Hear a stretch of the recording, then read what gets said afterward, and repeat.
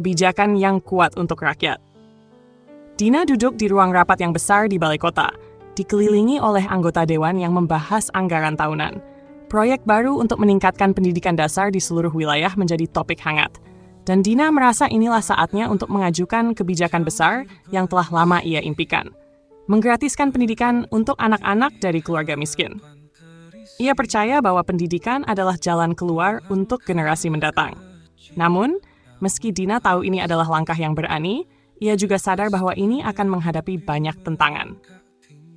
Di ruang rapat dewan, Dina duduk tegak di ujung meja besar, memegang proposal kebijakan yang telah ia susun selama berbulan-bulan.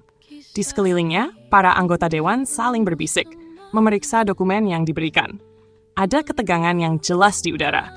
Dina tahu bahwa para politikus ini bukan orang yang mudah dibujuk. Anggota lihat proposal dengan skeptis. Ibu Dina, kami mengerti niat baik Anda.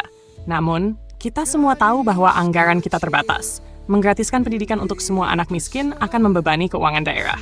Saya khawatir ini terlalu ambisius. Saya tahu ini tidak akan mudah, tapi kita sudah bertahun-tahun menunda perubahan yang nyata. Anak-anak di daerah ini berhak mendapatkan pendidikan yang layak, bukan hanya mereka yang mampu. Jangan sampai mereka terjebak dalam kemiskinan karena kita tidak melakukan apa-apa. Menanggapi dengan suara tinggi, Dina, saya setuju dengan semangat Anda, tapi Anda harus melihat realitas. Tidak ada cukup dana untuk itu. Kita harus realistis. Berbicara dengan nada yang tegas, jika kita tidak mulai sekarang, kapan lagi? Jika kita tidak berani mengambil langkah besar, kita akan terus terjebak dalam status quo. Kita dipilih untuk membuat perubahan, bukan mencari alasan untuk tidak melakukan apa-apa. Anggota dewan lainnya saling memandang. Beberapa mulai mengangguk setuju, sementara yang lain masih terlihat ragu.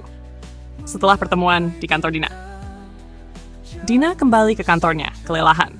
Ia merasakan betapa beratnya tantangan yang dihadapinya. Namun, ia tahu bahwa ini adalah ujian besar bagi kepemimpinannya. Andre masuk dengan membawa secangkir kopi. Kamu baik-baik saja, Dina. Aku lihat kamu tegang sekali tadi. Dina menghela napas, menatap secangkir kopi yang dipegang Andre. Mereka tidak mudah menyerah, Andre. Aku tahu mereka takut dengan perubahan besar seperti ini. Tapi itu juga sebabnya rakyat memilihmu, bukan? Kamu bukan orang yang takut dengan tantangan. Mereka butuh pemimpin yang berani bertindak, bukan hanya berbicara. Benar, tapi aku harus memastikan mereka mendukungnya. Kalau tidak, semua ini akan sia-sia. Hari berikutnya, Dewan Legislatif. Hari itu, Dina kembali ke ruang rapat dengan wajah lebih tegas. Ada perubahan dalam sikapnya. Ia tahu ia tidak bisa menyerah begitu saja. Pertemuan berlangsung panjang, penuh dengan diskusi dan argumentasi. Anggota Dewan. Kita mengerti keinginan Ibu Dina, tetapi apakah tidak ada cara lain untuk memastikan pendidikan lebih terjangkau tanpa harus membebani anggaran daerah? Misalnya, dengan bekerja sama dengan pihak swasta. Dina, kami sudah mencoba cara itu bertahun-tahun. Hasilnya, pekerjaannya lambat dan anak-anak yang paling membutuhkan malah terabaikan. Ini saatnya bagi pemerintah untuk menunjukkan bahwa mereka peduli dengan masa depan generasi mendatang. Suasana semakin memanas dan suara debat mulai meninggi. Dina merasakan ketegangan yang lebih besar dari sebelumnya, tapi dia tidak mundur. Dengan tekad yang bulat, ia tahu ia harus memenangkan ini. Setelah berjam-jam, akhirnya ada keputusan. Di akhir pertemuan, banyak dari anggota dewan yang mulai melunak, walaupun masih dengan beberapa kompromi.